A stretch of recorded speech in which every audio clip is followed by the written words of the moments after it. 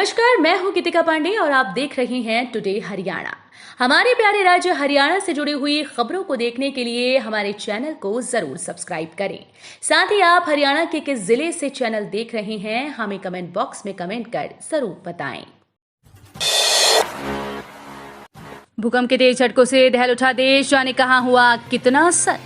Delhi NCR में मंगलवार की दोपहर को भूकंप के झटके महसूस किए गए। प्राप्त जानकारी के मुताबिक उत्तर भारत के कुछ राज्यों में भूकंप के झटके महसूस हुए, जिसमें दिल्ली एनसीआर, हरियाणा, जम्मू कश्मीर, पंजाब और चंडीगढ़ सहित कई जगहों पर धरती कांपने की जानकारी मिली।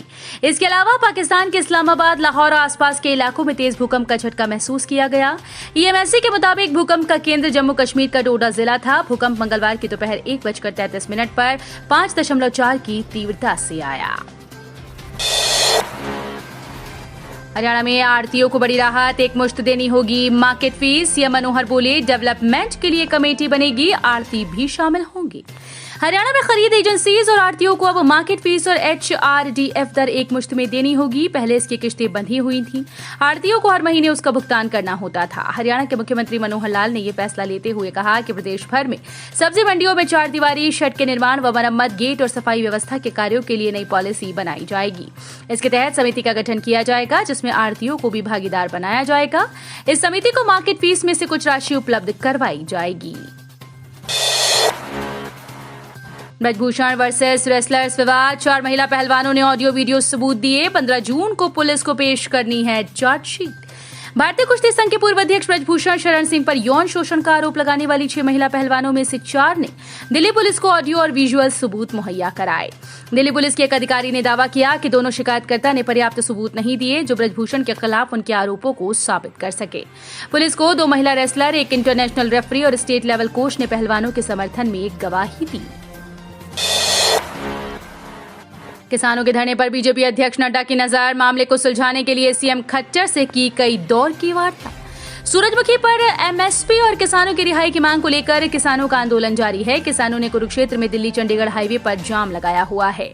किसानों ने साफ कहा कि मांगों के पूरे होने तक जीटी रोड पर धरना जारी रहेगा। इस बीच अब किसानों के धरने की गूंज केंद्र सरकार तक पहुंच गई। बीजेपी के राष्ट्रीय अध्यक्ष जेपी नड्डा ने किसानों के धरने को लेकर हरियाणा के मुख्यमंत्री मनोहर लाल से कई दौर की बातचीत की। दोनों नेताओं के बीच इस मसले पर बातचीत हुई कि किसानों को कैसे समझाया जाए। हरियाणा में मौसम का बदला मिजाज, लू चलने की संभावना खत्म, 15 जून से बूंदाबांदी का असर।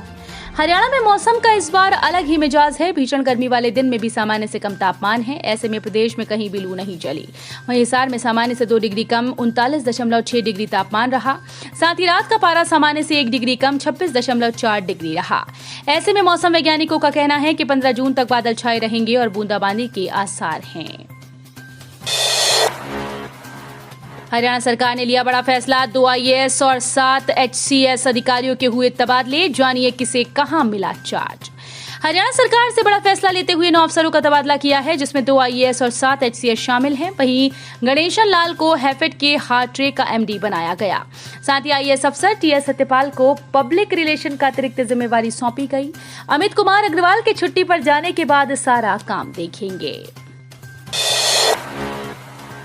क्या हरियाणा में बदलेंगे समीकरण? शांत नजर आ रही हरियाणा की राजनीति में फिर से लहरें उठ रही हैं। लहरें दोनों ओर हैं, सत्ता पक्ष में और विपक्ष में। सत्तारूढ़ भाजपा जसपा गठबंधन में परस्पर कटाक्ष अब ज्यादा मुखर होने लगे हैं, तो अचानक राज्य प्रभारी बदले जाने से कांग्रेस की राजनीति गर्मा रही है।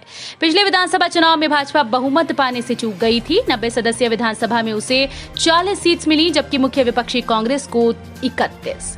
त्रिशंकु विधानसभा का बड़ा कारण नए राजनीतिक दल जसपा को माना गया, जिसने अप्रत्याशित रूप से 10 सीटें जीतकर अपने चुनाव चिन्ह चाबी को सत्ता की चाबी में तब्दील किया। 8:75 करोड़ से दूर होगा बिजली संकट।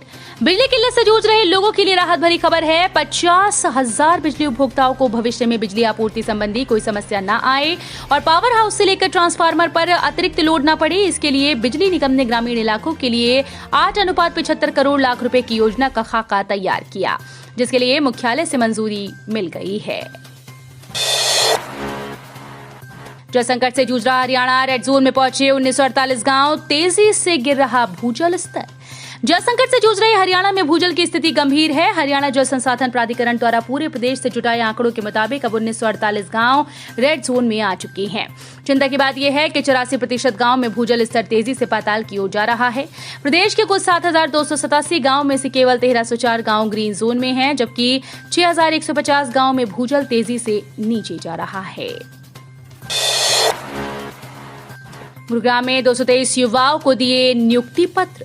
हरियाणा के गुरुग्राम में प्रधानमंत्री रोजगार मेले के अंतर्गत रोजगार मेला लगाया गया। इसमें मुख्य अतिथि के तौर पर केंद्रीय राज्य मंत्री राव इंद्रजीत सिंह ने शिरकत की और 223 से ज्यादा युवाओं को नियुक्ति पत्र बांटे।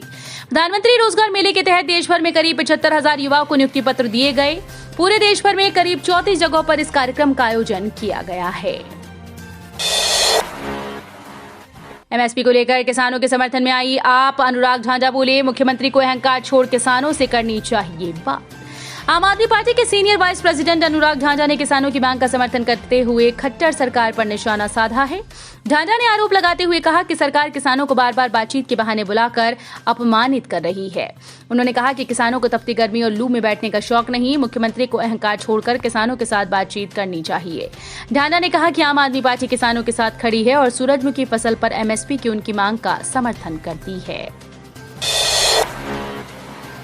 पशुधन क्रेडिट कार्ड योजना। जींद में पूर्व मैनेजर ने खुलवाए 50 लोगों के फर्जी खाते, 80 लाख रुपए का लोन लिया। जींद के गांव गांगोली के स्टेट बैंक ऑफ इंडिया के पूर्व मैनेजर जोगेंद्र सिंह ने पशुधन क्रेडिट कार्ड योजना के तहत फर्जी दस्तावेजों के आधार पर 50 लोगों के खाते खोले और इसमें 80 लाख रुपए का लोन लेकर राशि डकार गया। जोगेंद्र सिंह को सस्पेंड कर उसके और इस जालसाजी में शामिल कई अन्य के खिलाफ पिल्लूखेड़ा थाने पुलिस ने मामला दर्ज करते हुए जांच शुरू कर दी। एसीबी ने 6 नशा तस्करों को किया गिरफ्तार। 10 लाख रुपए का गांजा समेत 2 कार बरामद। हरियाणा में नशे की रोकथाम हेतु चलाए गए नशा मुक्ति अभियान के तहत पुलिस अधीक्षक नुह वरण सिंगला के नेतृत्व में जिले को नशा मुक्त करने के लिए चलाए जा रहे हैं। इस अभियान के तहत प्रभारी एंटी नार्कोटिक सेल और अपराध शाखा गुप्त सूचना के आधार 6 नशा तस्करों को गिरफ्तार किया गया है। करनाल यमुना नहर में डूबे 4 युवक। करनाल में यमुना नहर में नहाने उतरे 4 युवक डूब गए। एक की मौके पर मौत हो गई, जबकि एक को सुरक्षित बाहर निकाल लिया गया। वहीं 2 अन्य युवकों का अभी तक सुराग नहीं लग पाया। गोताखोर दोनों युवकों की तलाश में सर्च अभियान चला रहे हैं।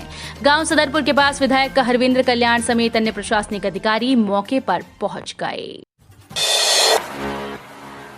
रोहतक में श्रद्धालुओं से भरी गाड़ी पलटी, 2 की मौत, 23 घायल। राजस्थान जा रहे थे यूपी के लोग, कैंटर ने मारी टक्कर।